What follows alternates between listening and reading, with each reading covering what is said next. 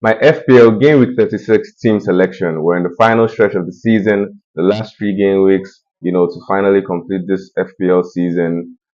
Just a lot could go wrong. A lot still could go positively well for a lot of FPL managers. So let's just look at how my team fared in Game Week 35 and how my team is shaping up going into Game Week 36. In Game Week 35, my team scored a total of 49 points. I did take a -4, so that's just 45 points in total in game week 35.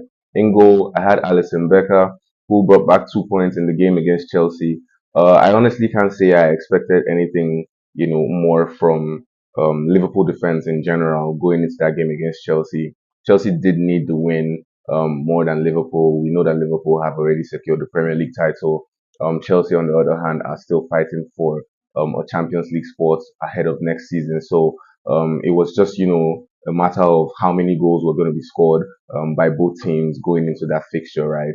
And we saw Chelsea play the better game, and they did get the deserved result in that game. So just 2 points from Alisson Becker in my goal. My three defenders were Munoz, Danbon, and Milenkovic.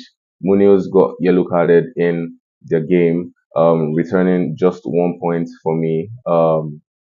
It's quite unfortunate in that Forest game. He could have gotten a goal easily in that game. I think he could have gotten an assist as well. So just the 1 point from him in the game against Nottingham Forest.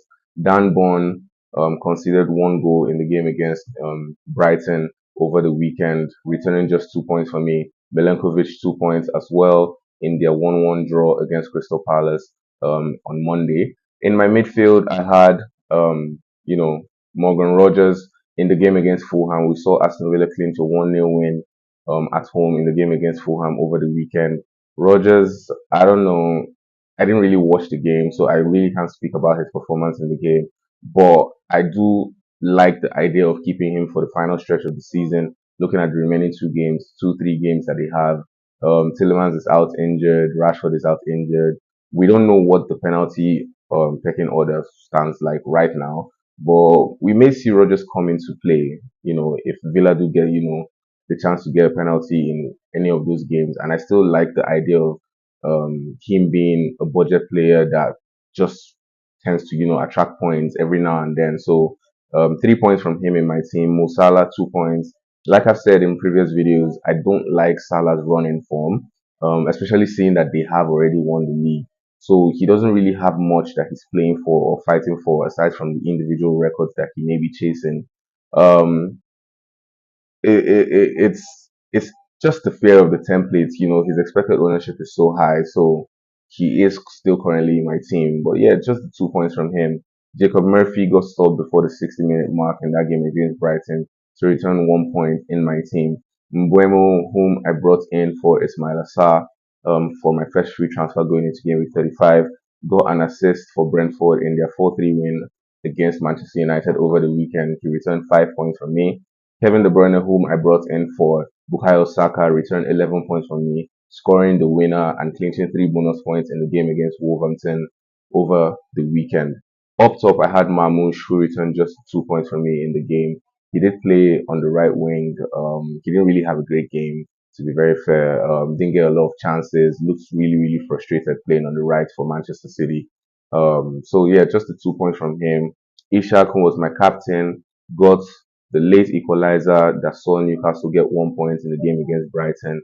Also managed to clinch 3 bonus points, so returned 18 points as my captain.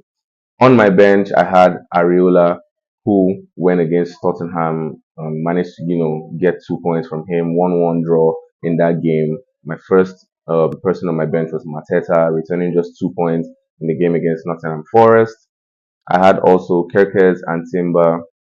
Timber didn't play the game against Bournemouth, where they lost 2-1 at their, in the Emirates, and then Kerkez returned 2 points in that game as well. So yeah, like I said, 49 points in total. Had a -4, a slight red arrow back to 205k. It's been really frustrating going between 205, 196, 173, 204 for the past 4 game weeks. Hopefully, in game week 36, we can push into the top 200k.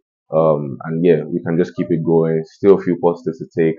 So let's just look at how my team is shaped up going into game week 36. In game week 36, I still have Allison in goal. just because I don't feel comfortable, wasting my transfers currently on any goalkeeping assets. I feel like the chances of teams keeping clean sheets towards the tail end of the season still remains a 50-50, right? Even the teams that we feel should keep clean sheets could still concede. So I don't really feel the necessity to waste a free transfer on a goalkeeping asset at the moment. So Allison is going to start for me in goal at home to Arsenal. In defense, I have Munio starting for me, going away to Tottenham. I feel like it's going to be an end-to-end game in that fixture. Tottenham have secured their place in the Europa League final. So they may go at this game with a couple of first team players, just trying to um, you know, kind of limit the damage that has already been done in the Premier League, looking at the position that they are in currently on the Premier League table. Munoz, like I said, is a really, really great attacking fullback. Could have easily gotten an attacking return in the game against Nottingham Forest. I feel like Crystal Palace will go at it in this game against Tottenham. Munoz could probably get something out of this game. My second defender is Kerkez at home to Aston Villa. We know Aston Villa don't have a terrific away record. Bournemouth have been really great at home this season. Keke is one of their highest scoring defensive assets. Also one of the highest scoring defensive assets in the Premier in FPL this season as well. So I'm going to be backing him as my second defender going into game week 36. And of course, my third defender is going to be Milenkovic at home to Leicester, who have conceded the most goals in the Premier League this season. They've also scored the least goals amongst any team in the Premier League top flight this season. So I'm going to be starting Milenkovic as my third defender and hoping for a clean sheet in that game for him. In my midfield, I'm starting Morgan Rogers away to Bournemouth. Um, like I said, with the absence of Tillemans and the absence of Rashford, we already know that Rogers is pretty much nailed on minutes, but I don't know how that affects their attacking setup, right? Tillemans has been really, really good playing in that number 10 role for Aston Villa of recent, and his distribution has been key to a lot of their attacking play. And with the absence of him in the squad, I don't just know how it's going to look like. So it does put a little bit of a question mark on whether I want to go with Rogers into this final stretch of the season. I do have an option to actually go for Elanga, who has an easier fixture and an easier running actually, aside from their fixture on the last day, which is against Chelsea. So I am potentially looking at going from Rogers to Elanga for one of my transfers going into that game week, but I'm not quite settled on it yet. My second midfielder is Mo Salah at home to Arsenal. He has a great record against them. Hopefully he can find his scoring boots in that game to return something for me in my team. My third midfielder is Kevin De Bruyne away to Southampton. We know that he has a terrific record against them, gotten a couple of assists, gotten a couple of goals against them in previous seasons. He's been on terrific form for City. I do believe he's going to start this game.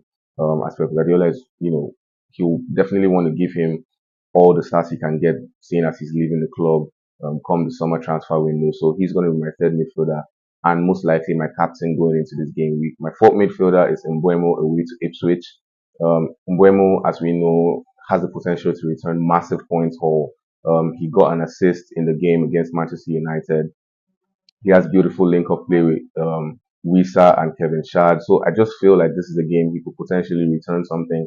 And he is a potential captain option going into this game week. Up top, I have Mateta, who is away to Tottenham Hotspur. Tottenham have a terrible defense in general. Mateta hasn't really been, on the top scoring form since he came back from injury. He just, got goals here and there. I think 2 goals since he came back from injury. But this may be a fixture that he could turn the tide around. My second attacker is Mamouche away to Southampton. We haven't seen him score in his last 3 games. He hasn't scored away from home since coming to the Premier League, but hopefully this is a game he can get something out of. Also keep an eye out because Haaland is back fit and may be in contention to start that game. So it's one to also keep an eye out for. Ishak is my third attacker at home to Chelsea. We've seen him get goals in the two times that Chelsea and Newcastle have met in the Carabao Cup and the first leg in the Premier League. So he's also a potential captain option, but I feel like this is going to be a tougher game than the previous ones. On my bench, I have Areola, Jacob Murphy, Dan Bond, and Timber. So, like I said, my captain is Kevin De Bruyne. My vice captain is currently on Mbeumo. This is what my team is shaped up looking like going into game week 36. I don't feel like I'm going to make too many changes going into this game week. I also am looking at the possibility of, moving Mateta to a person like Wisa or Chris Wood. Wisa has one of the best point tally accumulation against newly, promoted sides so far this season. He has returned, I think, double figures in all their, previous meetings so far this season. He's also a really great choice for captaincy. He has returned, I think, in his last 4 games. So I am looking at the possibility of or Rogers to Elanga and Mateta to Wisa, or I could actually double up on the, Nottingham Forest attack, looking like, they need the points. They actually need the point if they want to secure a European place going into next season. So I am looking at the possibility of going Elanga and Chris Wood, or I could go Kevin Shad and Chris Wood, just to for a differential to spice it up. I am trying to chase rank as I haven't gotten to the target rank I set for myself for this season. So yeah, this is what my team looks like going into game 36. Like I said, my captaincy at the moment is on Kevin De Bruyne. My vice captain is on Mbeumo. I haven't made my transfers yet ahead of the deadline. Like I said, still a lot of permutations that I'm looking at.